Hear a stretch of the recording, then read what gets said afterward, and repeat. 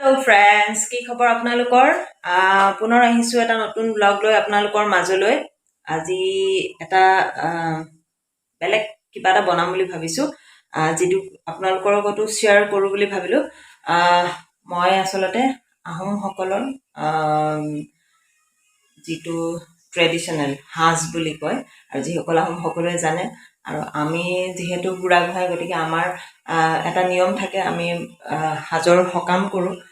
কিন্তু আজি মই কোনো সকামৰ কাৰণে নহয়, এনেই মন গ'ল কাৰণে আজি ভাবিছোঁ সাজ বনাওঁ। কেনেকৈ বনাম সেইখিনি আপোনালোকৰ লগত শ্বেয়াৰ কৰোঁ বুলি ভাবিলোঁ। গতিকে মই কেনেকৈ বনাম আপোনালোকক দেখাই গৈ থাকিম। সাজটো আচলতে কেনেকৈ বনায় হয়তো বহুতে জানে, যিসকলতো আহোম সম্প্ৰদায়ৰ হওক বা জনগোষ্ঠী সম্প্ৰদায়ৰ হওক তেওঁলোকে জানেই। মই যিসকলে নাজানে তেওঁলোকক কৈ দিওঁ, সম্পূৰ্ণ কেনেকৈ বনাই মই আপোনালোকক দেখাই যাম ভিডিঅ'টোৰ যোগেদি। মই অলপমান পানী গৰম কৰিছোঁ, আৰু মই বৰা চাউল প্ৰায় 3 কিলোমান বৰা চাউল মই লৈছোঁ। এইখিনি ধুনীয়াকৈ ধুই মেলি এতিয়া মই ইয়াত সিজাম। কিন্তু এটা ভাত আমি যেনেকৈ বনাওঁ তেনেকৈ বনাব লাগে, সিজাব লাগে। খালি পানীটো কমকৈ দি মাৰ কাটিব নালাগে। যিহেতু মই এটা ডাঙৰ চচপেন লৈছোঁ, চচত পানী দিছোঁ, আৰু মাৰ কাটিব নালাগে। অলপ যেতিয়া আধা সিজা নিচিনা হয় চাউলটো, তেতিয়া ৰখাই দিব লাগে। গতিকে আপোনালোকক মই দেখাই গৈ থাকিম কেনেকৈ বনাই গৈ থাকোঁ।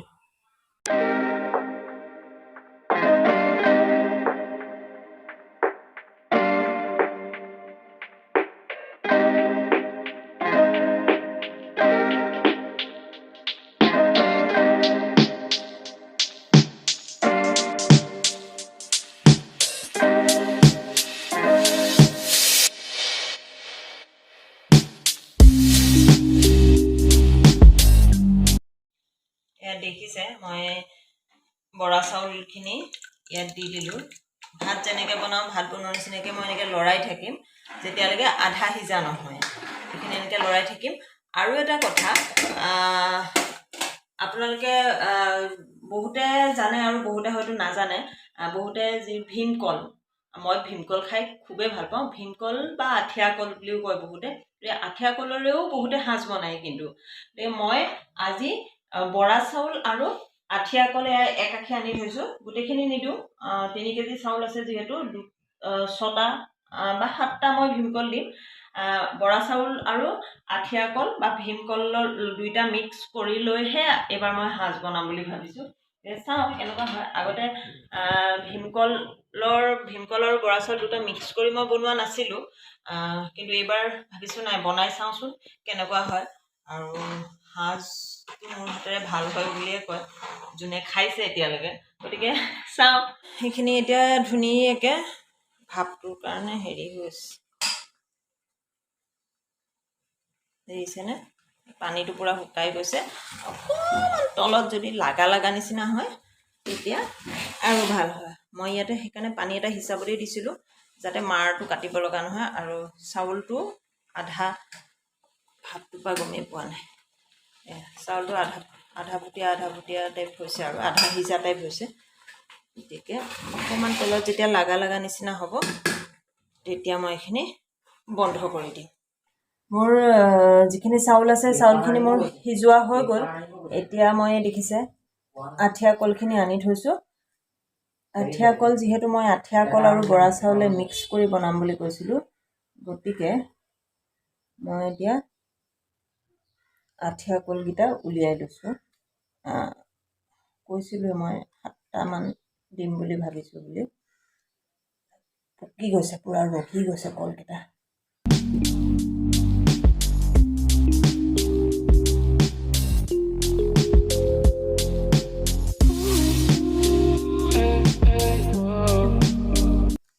আৰু আঠিয়া কলৰ বাকলিৰ গুণাগুণটোতো আপোনালোকে চবেই জানেই।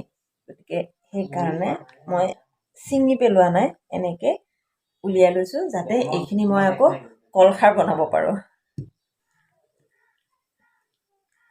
আগতে অৱশ্যে এইবিলাক মই নাজানিছিলোঁ, কাৰণ মোৰ মাৰ ঘৰত আৰু দেউতাৰ ঘৰত সাজ বনোৱা নহয়।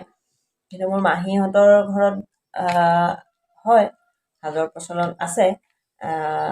মাহীহঁতৰ ঘৰত কেনেকৈ বনাই সেইটো মই দেখা নাছিলোঁ, কিন্তু খাইছিলোঁ আগৰ পৰাই। মোৰ হৈ গ'ল এইখিনি ভাতখিনি মই সিজাই দিলোঁ, চাউলখিনি চক ধুনীয়া দেখি আকৌ জলপানৰ নিচিনা লাগিছে, খাবই মন গৈছে।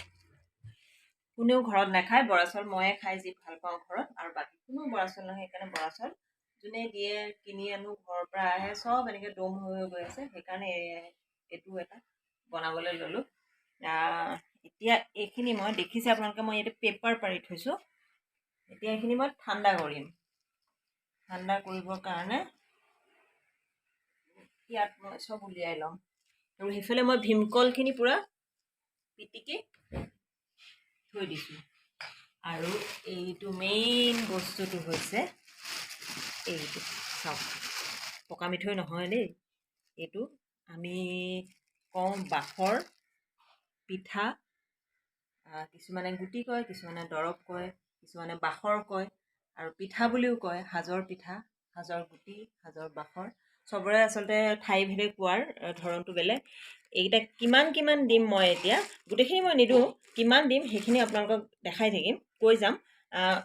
এতিয়া খালি প্ৰথমতে মই এইখিনি মই ঠাণ্ডা কৰি লওঁ।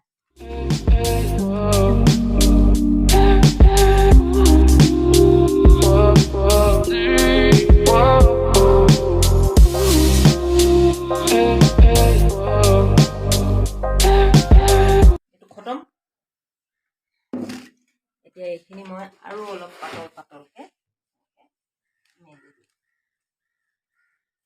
যিমান পাৰি পাতল হ'লে সোনকালে ঠাণ্ডা হ'ব, আৰু যিখিনি বাখৰটো মই সানিম সেই বাখৰটো চবতে লাগি যাব। যিমান পাৰি পাতলকৈ মেলি দিব লাগে।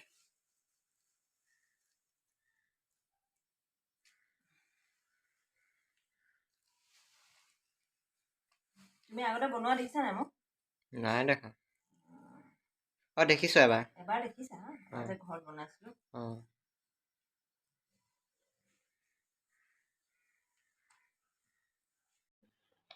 এতিয়া এইখিনি যিখিনি বাঁহৰখিনি আছে, মই এনেকৈ একদম পূৰা গুড়ি কৰি লৈছোঁ। ইমান পাৰি একদম মিহি গুড়ি ল'ব লাগে, তেতিয়া চবতে লাগি যাব ধুনীয়াকৈ। আচলতে বাঁহৰবিলাকৰ চাইজ লৈ কথা। কিছুমানত অলপ যদি ইমানটো চাইজৰ হয় তেতিয়াহ'লে এটা দিলেও হয় 1 কেজি চাউলত। এতিয়া যিহেতু সৰু হয়, 1 কেজিত 2টা বুলি কৈছে।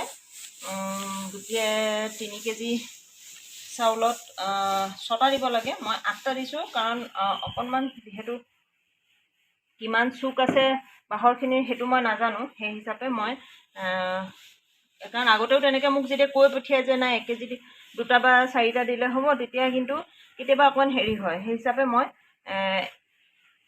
3 কেজি চাউলত মই 8টা দিছোঁ, 2টা মই বেছিকৈ দিছোঁ। আৰু মোৰ হিচাপত ঠিকেই হ'ব, জোখৰে হ'ব। 3 কেজি চাউলত 8টা। এতিয়া এইখিনি এনেকৈ মই পূৰা একদম পাউডাৰ টাইপত পূৰা গুড়ি কৰি লৈছোঁ।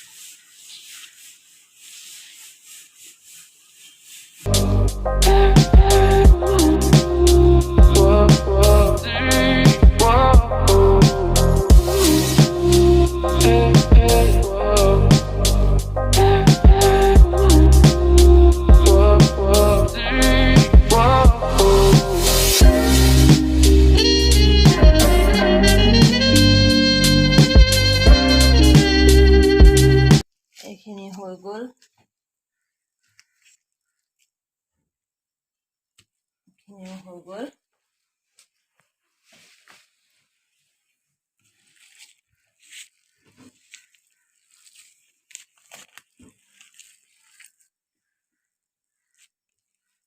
এতিয়া মোৰ এইখিনি সানাখিনি মোৰতো হৈ গ'ল দেখিলে। সেইফালে এইখিনি আৰু এইফালে এইখিনি। এতিয়া মই ডাঙৰ এটা বাচনত এইখিনি ধুনীয়াকৈ থ'ম, আৰু থওঁতে কেনেকৈ থ'ম এইখিনি আপোনালোকক মই দেখাই আছোঁ।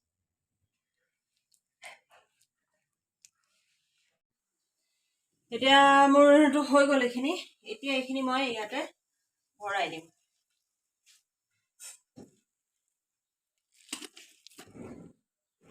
দানাখিনি মই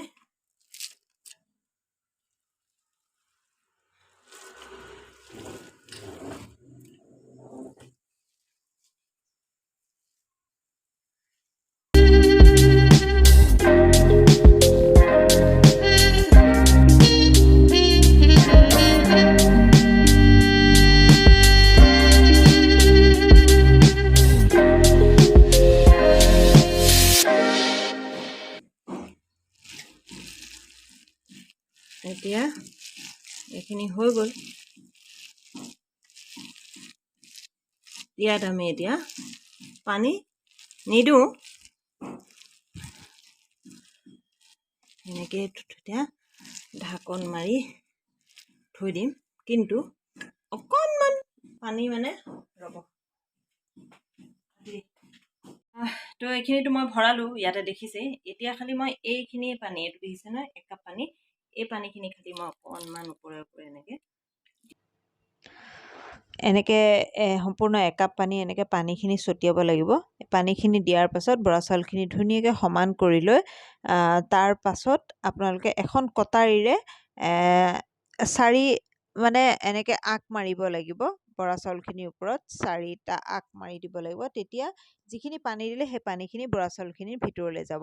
আৰু ঢাকন দি আপোনালোকে সম্পূৰ্ণ 4 দিন বা 5 দিনৰ বাবে, যদি বতৰ ভাল থাকে 5 দিনৰ বাবে থৈ দিব। আৰু 5 দিনৰ পিছত আপোনালোকৰ সম্পূৰ্ণ সাজ তৈয়াৰ হৈ যাব।